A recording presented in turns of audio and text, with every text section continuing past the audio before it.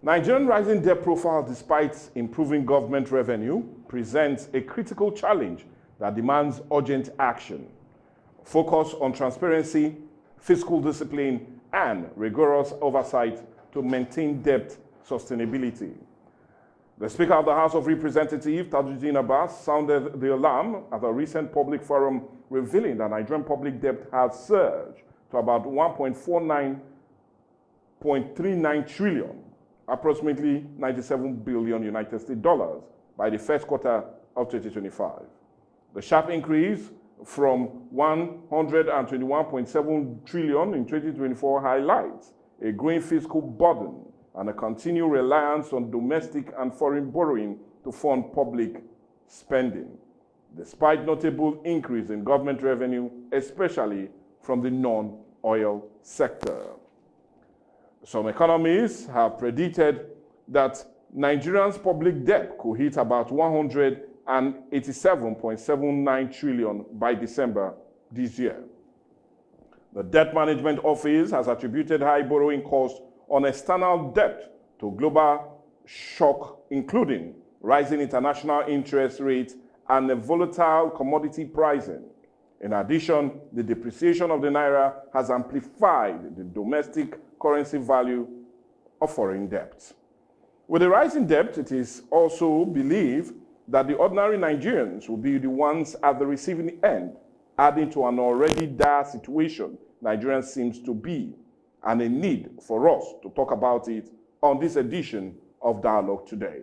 And that is Nigerian rising debt and effect on ordinary Nigerians. And that's what we're having as a major discourse today on the show. We're looking at the Nigerian rising debt and its really major effect on ordinary Nigerians. And that's what we're taking a critical look at. Definitely, we're not just looking at the economic side of it, but what Nigerians are indeed going to go through on account of this rising debt.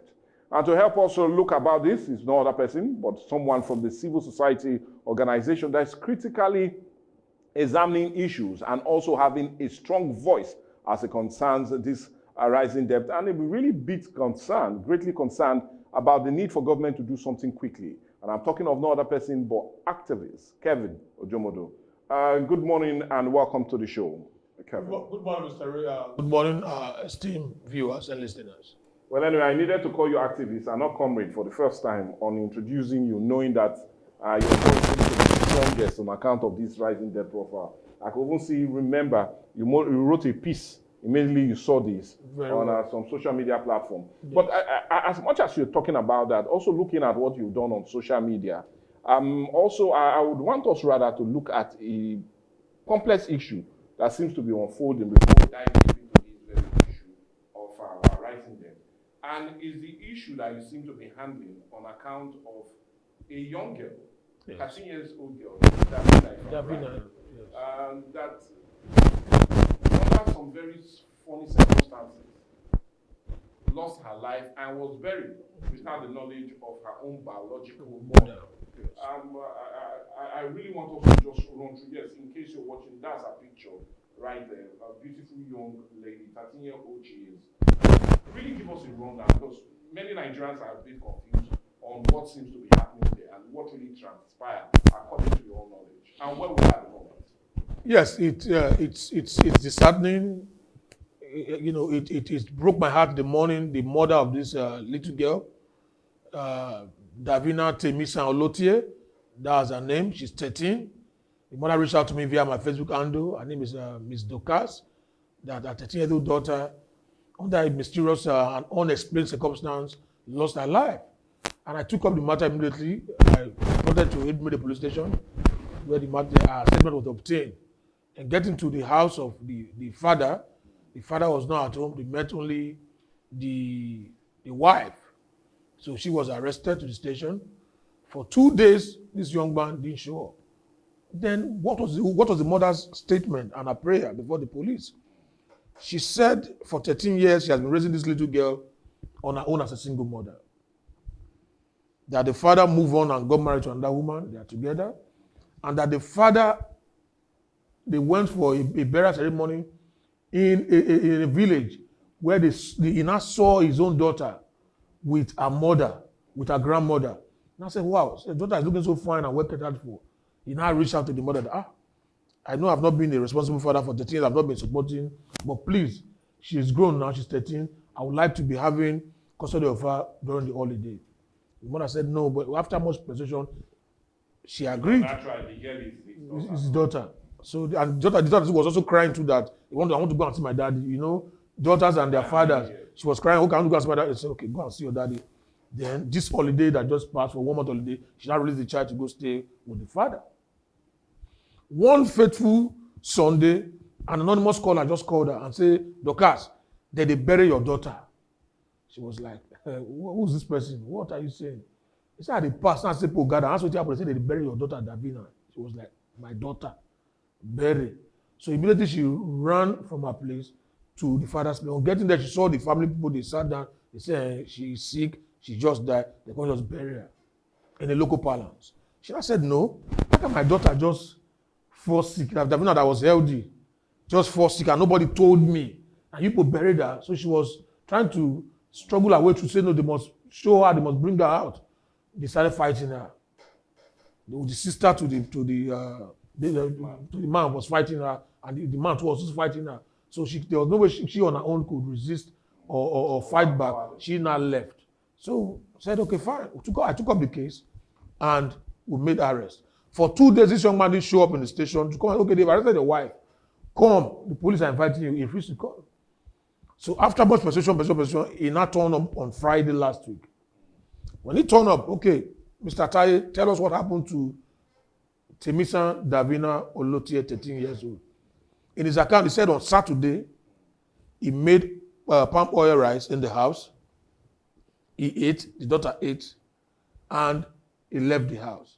And he said, prior before now, his daughter, the 13-year-old girl, caught the wife sleeping with a neighbor, having in a compromising position. So she now reported to the father. So the father confronted the wife and the neighbor, even took cutlass and chased the neighbor, and the matter ended in the police station.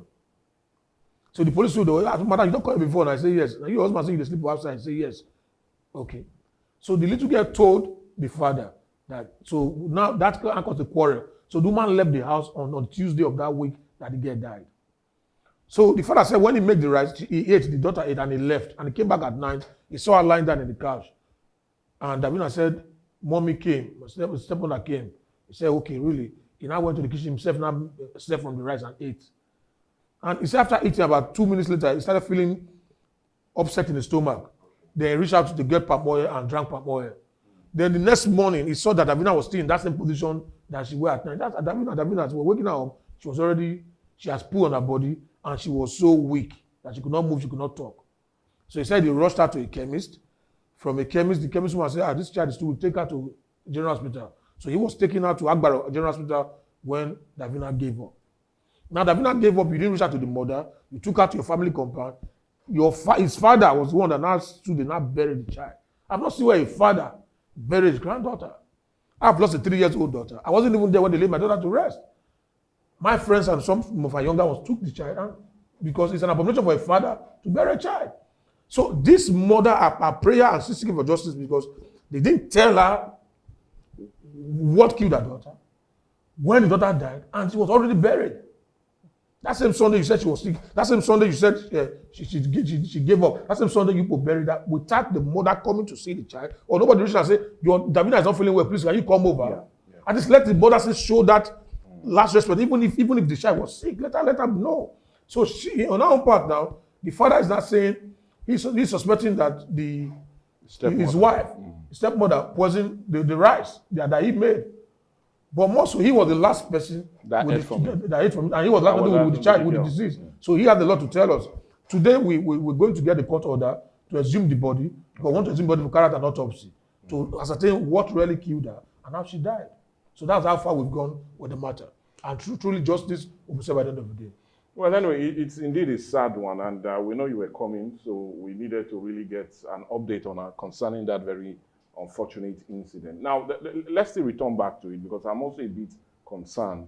The stepmother is already in detention. Yeah, she is. So what is she saying? Because all we've only heard from Davina's father. Yes. Has she made any useful information regarding the demise of these young girls? She's saying she left the house on Tuesday after the husband alleged her for infidelity, and she left with her 4 kids. Okay. She's saying she didn't come to the house on Saturday. But the Davina said she came. Davina said she came, but now Davina now is deceased. So she's not here now to tell us really, mommy, you came, you were wearing the white shirt and a wrapper. Now, a eyewitness account, the eyewitness is deceased and the bone of contention in this matter.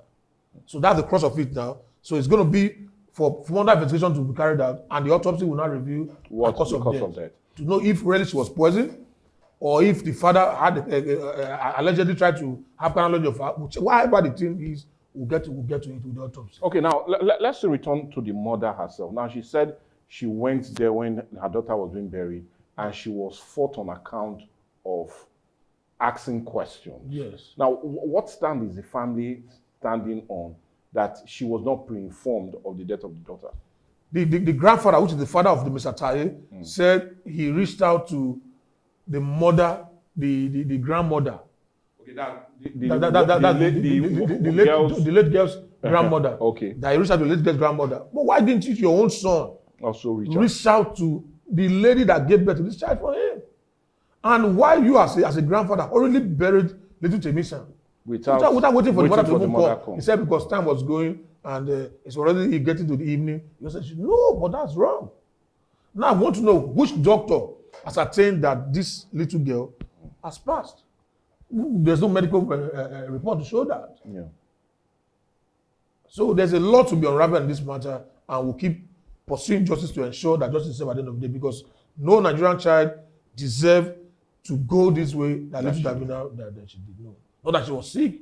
She was hard because neighbors said they saw her on Thursday with the father when he walked past a particular filling station. She was healthy, ill and healthy. The father also said when he left the house in the morning, she was ill and healthy. So what now happened between the time allegedly the stepmother came into the house, or the father, we don't know what happened when his wife has already left the house with the other 4 children. So that's where we are in the matter. Well, anyway, it's a sad one, and one will be giving you an update as it follows. And remember, we'll also trend this on trending. It seems to be a story that's already making a whole lot of inputs, and it will not be bad if we get it first from the horse's mouth, and also knowing that activist Kevin Ejumudo seems to be the one handling the issue on account of the death of that very young girl. And we're talking about Davina. And well, it's a sad story, but a story that, like you said, is still unveiling. And we'll be getting a quick update as it concerns that. And be rest assured, at Atlantic TV, we always do our very best to bring all that seems to be to you firsthand, so you get a full grasp of what seems to be happening. But it's a sad reality, and a one that, like he said, no child needs to go down in this kind of form. A child that was held and healthy, the child that was willing to know the father even after 13 years, and now she's no more. Well, it's indeed a sad tale, but, well, one that seems to be happening in the country and in this Delta State world. And one, I know that the government will do all it can to get to the very root and ensure that justice is served at the end of the day. Be rest assured we'll be giving you an update on all of that. But let's still return back to our major question. We needed to get an update on that, and that's why we needed to ask him. Undermine is an activist, also in a bit of an economist, so you definitely understand why he's also joining us on this awesome discussion. And like I said, we're still looking at Nigerian rising debt and the effect on ordinary Nigerians, and knowing that the debt profile is now put at about 149.97 trillion naira, which is equivalent to about 97 billion United States dollars. Now, let's quickly come to it, because there's a whole lot for us to talk about and get our minds around it. Now, I could still remember in 2023, just immediately after the elections, our debt profile deteriorated rapidly from 49.85 trillion to over 134.30 trillion, if I could still remember. But surprisingly, by September 2024, our debt profile had reached about 142.3 trillion naira. Now, if you break this money down to close to 200 million persons that we are, each of us, as of 2024 September, was owing nothing less than 624,527 naira, both our children. So that was our debt profile. Yes. Now, a year after, we are now owing close to almost 650,000 each. So my question is, I really want to get your thoughts around all of this. I know I've read your piece on account of this, Yes. but I want to get your thoughts around this huge public debt that seems to be rising and not falling, and rather having a longing effect on us. Yes, thank you very much. You see, I had to exhale because it's worrisome. Okay. It's heart-troubling to see the most populous black nation of Africa, Yeah. a one-time giant of Africa, being brought to this level of indebtedness. Now, one we ask, it is not bad for an economy to borrow. Yeah. Yeah. The United States of America, they borrowed. Yeah. Other China and the United States see the highest debt debt. owners. But when you see the input of this borrow, you will applaud their leaders for putting pen to paper and ensuring that services that are being rendered to the people are getting to the people, and everybody is being carried along in the polity. In the Nigerian context, it's an aberration to see successive government just come in and the first thing they reach out to is to borrow. A responsible government will think of, first of all, how to stabilize its economy and get foreign investors to invest in your system. So your legal tender, we have a strength among the legal tenders of the world. Today, the Ghana CDs and the CFAs and all of that have outshined the Naira in the stock exchange market. So I begin to wonder, is this same Naira that some years ago they said a Naira is equivalent to $2? In this same Nigeria that we are in, a Naira was equivalent to $2 to a Naira. But today, what do we get? 1,600 Naira to a dollar? In a country where we have the commander-in-chief of the armed forces, we have the governor of CBN. But what do you get? When a past CBN governor looted en masse, and politicians, they loot they go on looting spree, and nobody is held accountable for their actions. Then it becomes a looting assembly and looting academy. It's a shame. And it beats my imagination that the elites, the political elites, they are so comfortable even with these statistics. This should worry every responsible government issue. Immediately they will sit on the round table. No. We need to put a stop to this border and see how we can play.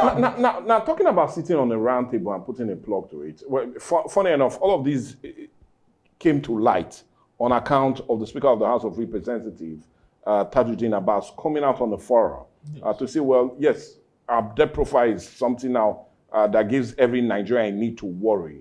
And funny enough, he was also part of those that approved the new July proposed planning of the federal government when they borrowed about 21 billion United States dollars. They gave that approval on account of infrastructure.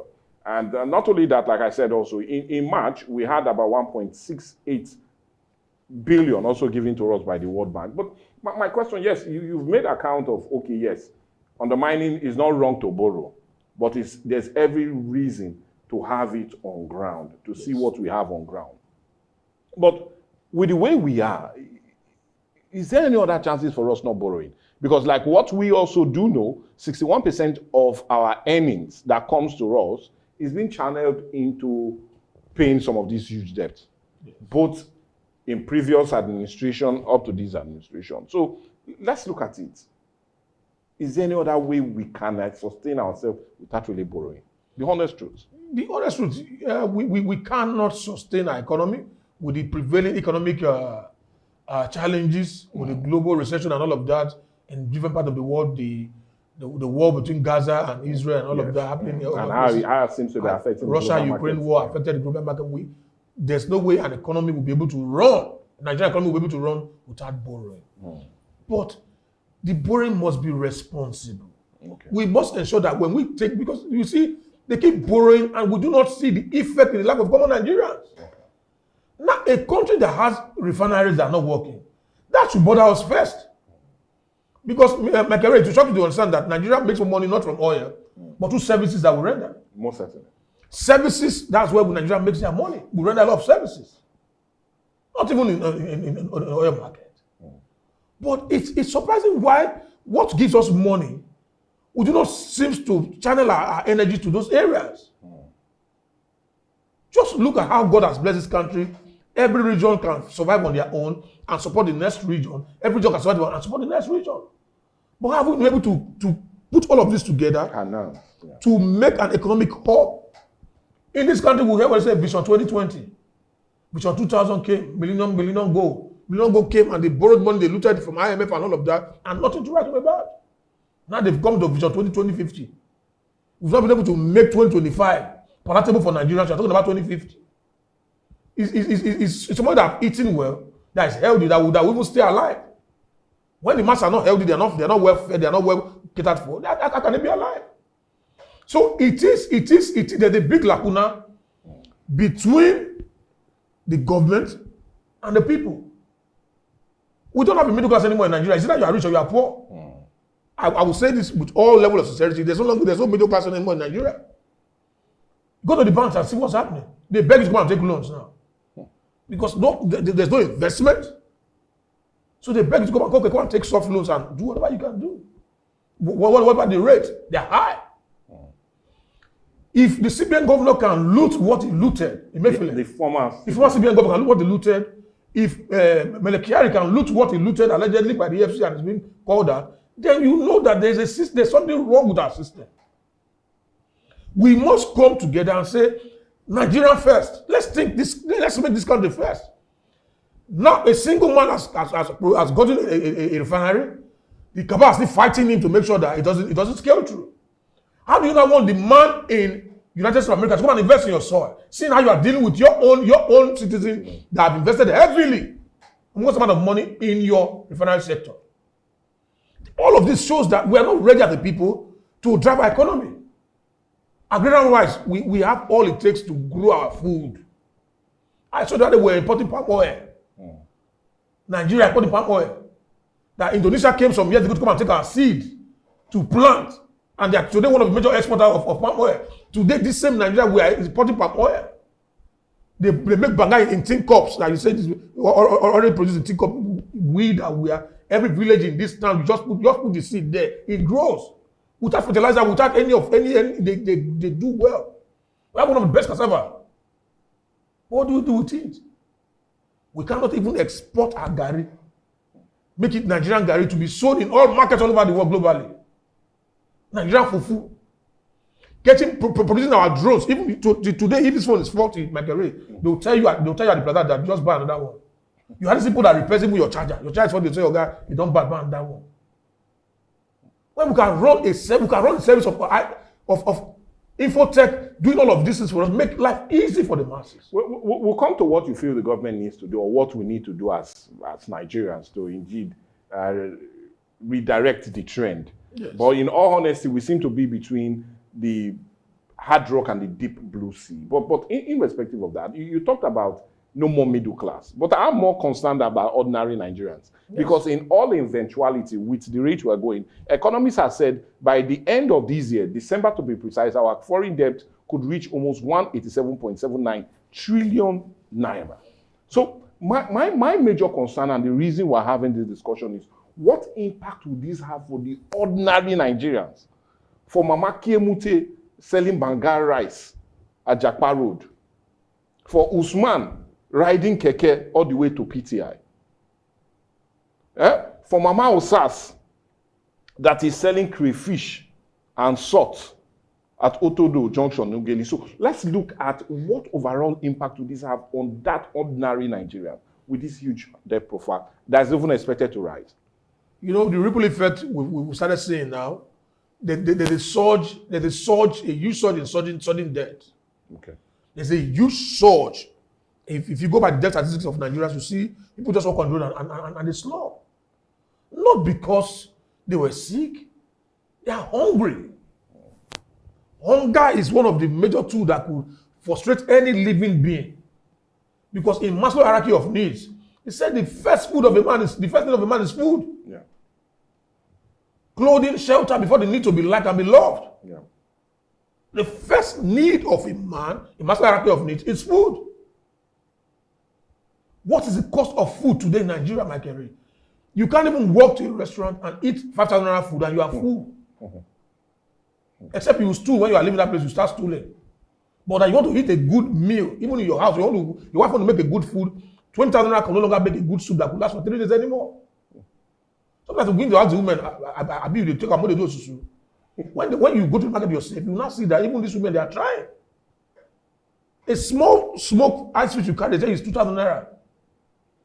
And a family of 3, 1 meal is gone. How do the common Nigerian will feel this surge? It will bite harder and it will lead to more of, it will be an increase in crime. Yeah. You saw in Katsina yesterday, bandits holding meeting with community persons in Katsina State. That tells you that there's a big fall in governance and leadership. How can a sovereign nation now have bandits moving with ammunition, holding meetings with locals, ensuring, giving them assurance of security? And we have the commander-in-chief of the armed forces. We have service chiefs. So this, first of all, will bring, total hardship to the common man. One, there will be surge in sudden death. Two, there will be a high rate of criminality in the country. Three, there will be anger and temperamental issues. At any slightest opportunity, people get vexed. You saw what happened in Nepal. The Gen Zs, they took over the street, they are frustrated. Some of them didn't go to that protest because they love what they were doing. But because they've looked at their left and their right, what can we say we've achieved from the government? Before now, we see free education from primary to university level. We have no scholarship anymore. We don't longer see them. Now this time to sit, call a confab. How do we reshape this? If it's need for us, shut down the border. The way China did, become a self-sufficient nation. We bought everything in this country. Let's be self-sufficient. Put money more in production. Open the market. You keep traveling from one country, today president is in France, tomorrow is in Germany, telling people to come and invest in your country. And every day in the news, they see insurgents kidnapping people, killing people, and all over. How will they come and invest? And even Dangote that invested in your country, you are fighting him to stand still. He must say he wants to move the product to the people directly. That way the price will drop. Commodity in the market will drop because everything come into what? Fuel and diesel. Yeah. Like you said, Mama was selling banga rice in Otodo Junction. She will buy charcoal, she will go to the market, she will transport whatever she has bought, meat and everything, to the point of cooking. After cooking, that's what she will also use to feed her children and pay little money for house rent. We've not even gone to see the side of healthcare. Because if you fall sick now in Nigeria, it's a time bomb for you. Don't even try to fall sick. Try your best to stay healthy, don't try to fall sick, because even a small pharmacy will tell you, give me malaria medication after test. When they bring it up for you, see, for the 5,000 for your bill. That's why I don't joke myself. I eat very well so I don't fall sick. I make sure I eat that medication to not fall sick. So my girl, please try to eat very well. Well, I'm try eating not to very fall sick. well. Try not to die in this country. I'm eating very well. Well, anyways, while we're eating up the topic, we're still looking at the issue of the rising debt profile that seems to be hitting the ceiling, and one that is getting a whole lot of Nigerians really, really concerned, and what needs to be done, especially by this administration, looking that, in all honesty, our debt profile might increase to 187.79 trillion at the end of December. And like I said in my introduction and my very first question, every Nigerian as it stands is owing close to 650,224 naira.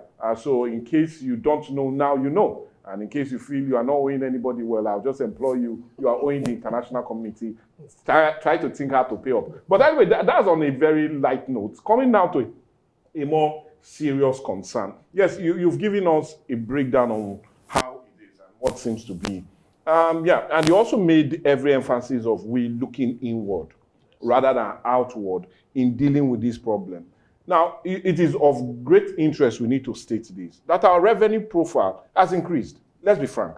We now sell more oil and get more revenue. Our revenue profile as of July this year has increased to 34.7%. That means we are earning so much as a concerned crude oil sale. Even our non-oil sector seems to also be getting some relative gains, especially as it concerns the economy. But the problem still remains a huge debt servicing that seems to be growing, skyrocketing, and is in every way increasing. Now, you've just talked about what should be, but let's really look at what government should do. Yes, you talked about getting this money. It is not out of place to borrow, yes, but it is out of place not to invest what you borrow in critical sectors that will bring about a turnaround of the economy and indeed a huge return on your interest. But let's still remain. What do you feel this government needs to now start doing to ensure that the minds of every Nigerian is a bit relaxed as it concerns this huge debt ceiling? The first thing first, I will always say this, is accountability. Accountability. Yes. And responsibility. Okay. The government of the day at all levels, not just the federal government, but most times we keep throwing it at Tinubu this, Tinubu that. What about the local government chairman? Their returns they get monthly now are tripled. Yeah. In all honesty. From what they get prior before this administration, what they get after subsidy removal are tripled. Yeah. If you were getting 100 million before, now they're getting 300 million naira per monthly. Yeah. How are these 3 million naira impacted in life of the locals? How are the councillors representing the different wards in their local government? Your councillor project, how have you gone about it? Is it just about borehole? No. There are critical sectors that you need to look into. Our senators, what are you doing in Abuja? Go to your constituents and ask people, what are your needs?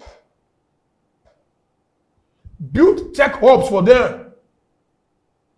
Bring the market closer to the people. Okay, assemble all the cassava you've harvested and all the gari you have. I have an export business for people. They'll come and carry from people and they make good money and they smile. Open the seaport. We have Warri seaport. Dredge it so it can flow through and bigger vessels can dock. Yeah. When they dock here, the price of bench vehicles will decrease. When I was growing up, we used to come to MPA to offload things for white people. They will make small money. And we were okay. Everybody was off crime. But the rest of the people go do small, so you have to carry it for 3-4 hours. This is your money. And you are going home happy. Dignity of labor. We have gas. We flare, we just waste our gas. What is going on? Look at Kokpai, fuel station, fuel station, and all of that. What are we doing with it? So if government is accountable, when you take these borrows, because why would Nigerians are angry is that each time you borrow this money, we have been telling the World Bank, stop giving them money when they call. I don't know what they tell them that I don't always give them money. Stop giving them, because he who goes borrowing goes soaring. When you go back to borrow, the man begins to take the economy for you. Even when it's at the detriment of the people, it was the IMF that told President Tinubu that you see subsidy, you have to remove it. And because he wants to borrow, he succumbed to their plight. Today, where are we? Since May 29, when he said subsidy is gone, we've not been able to stabilize the economy anymore.